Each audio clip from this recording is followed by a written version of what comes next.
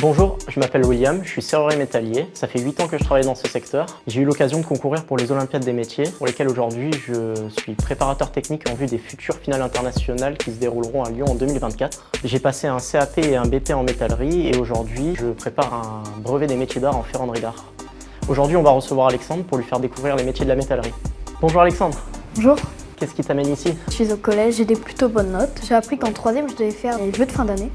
Je sais pas quoi faire et je me disais que peut-être que je pourrais voir quelque chose ici. Si tu veux, aujourd'hui je te propose de te faire découvrir les métiers de la métallerie. Je suis sûr que ça peut te plaire. On y va? Ok.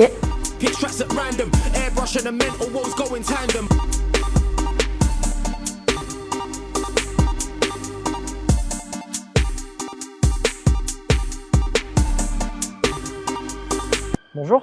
Bonjour. Bonjour. Alexandre, je te présente Salim, qui a un rôle très important sur chantier. Je te laisse le découvrir en lui posant des questions. C'est quoi ton travail?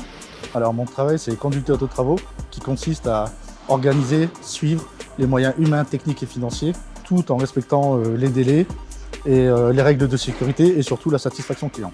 Et du coup tu travailles que sur le chantier? Non, il y a une grosse partie chantier mais il y a aussi une partie préparation en bureau où on fait la corrélation avec le bureau d'études, les ateliers pour la fabrication et après la pose sur chantier. C'est quoi que tu aimes le plus dans ton travail? Ce que j'aime le plus dans mon travail c'est la diversité des ouvrages qu'on peut poser et aussi le relationnel client.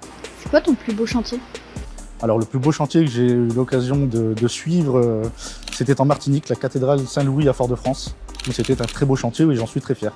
T'as fait quoi comme études pour en arriver là? Alors moi j'ai un parcours assez atypique, c'est que j'ai pas fait beaucoup d'études, mais j'ai démarré manœuvre dans la société, au sein de la société que je suis actuellement.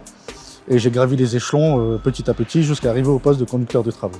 Par contre, il y a d'autres moyens d'y arriver aussi, à part mon parcours, c'est de suivre les études, peut-être commencer par un CAP métallerie, chaudronnerie, ou de plus hautes études derrière qu'on peut suivre pour arriver à ce poste. Merci.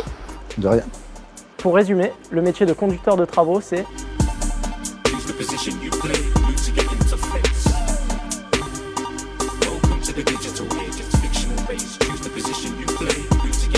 Nous allons rencontrer 3 autres professionnels dans les prochains épisodes, alors restez avec nous si vous voulez en découvrir plus sur les métiers de la métallerie.